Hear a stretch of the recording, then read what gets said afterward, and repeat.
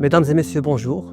Heureux de vous retrouver dans le plateau de la 5e édition du Forum économique FESMCNES. Nous sommes heureux de recevoir avec nous Madame Nadège Dekenwitz, vice-présidente de la CMA Pays de la Loire. Enchantée. Bienvenue.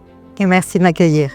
Tout d'abord, pourrez-vous partager avec nous votre première impression sur le Forum économique dans la 5e édition du Forum économique FESMCNES?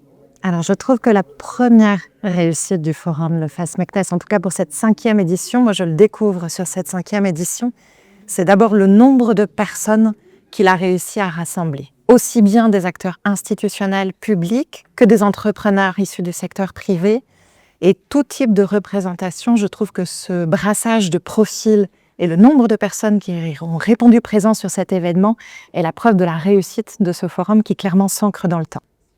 Comment, selon vous, ce genre de manifestation peut créer une dynamique de coopération, notamment entre les pays africains et les pays francophones? Je pense que pour pouvoir travailler ensemble, il faut d'abord se rencontrer. Donc créer la rencontre, c'est créer l'étincelle qui peut faire démarrer quelque chose. Parce qu'on peut avoir des envies, que ce soit dans les pays africains, que ce soit en France, d'où je suis issue. Mais effectivement, quand on n'a pas les contacts, quand on n'a pas le réseau, c'est difficile de donner une tournure concrète. Donc ces forums d'échange et de connaissances, ils sont précieux pour ça. Donc, en tant que vice-présidente de CMA Pays de la Loire, quels sont les secteurs prioritaires selon vous et comment peut-on enrichir davantage ce partenariat et ce partage? Alors nous, on est évidemment sur le secteur de l'artisanat. On est assez large au niveau des secteurs qu'on accompagne. On forme en direct aussi bien dans des métiers du bâtiment, de l'alimentation, que du secteur des services et de la fabrication. L'idée surtout pour enrichir, c'est de permettre la bascule vers le concret.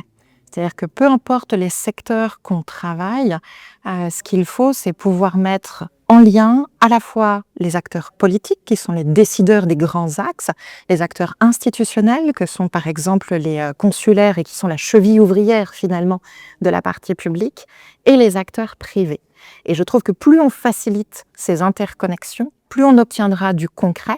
Les entrepreneurs, eux, par nature, puisque j'en suis une à la base, je le sais bien, ont cette volonté de pouvoir créer, de pouvoir développer leur entreprise, c'est presque dans leur ADN, mais créer les opportunités et créer les rencontres pour le faire, plus on les multiplie, plus on les diversifie, plus on aura de résultats en la matière. Super. Cette 5e édition a choisi pour thème innover, coopérer, investir. Lequel de ce triptyque, pour vous, est le plus important et pourquoi? Alors là, c'est l'acteur institutionnel que je représente, la Chambre des métiers des Pays de la Loire, qui va s'exprimer à travers moi. C'est d'abord coopérer. Je trouve la coopération à la base de toutes les choses. Et c'est un petit peu ce que je vous disais précédemment. Maintenant, innover, quelque part, ça, le secteur privé sait le faire. On doit juste lui faciliter la vie. Et investir, c'est juste nécessaire. Donc, il y a un moment, on a besoin que l'aspect financier rentre en ligne de compte.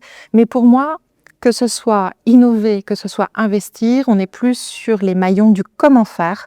Et la coopération est forcément la base de toute action. Si vous avez un seul message à passer aux entrepreneurs, lequel serait-il? Alors déjà, j'aimerais que les métiers de l'artisanat arrêtent d'être timides et aient les mêmes ambitions que le secteur industriel.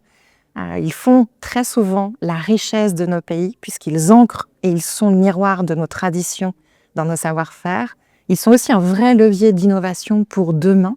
Et ce sont les entreprises, rappelons-le, qui maillent tous les territoires. C'est vrai ici au Maroc, c'est vrai en France, c'est vrai dans tous les pays du monde finalement. Ce sont les métiers du quotidien qui accompagnent les gens et ils se doivent d'être aussi ambitieux que les grands secteurs industriels.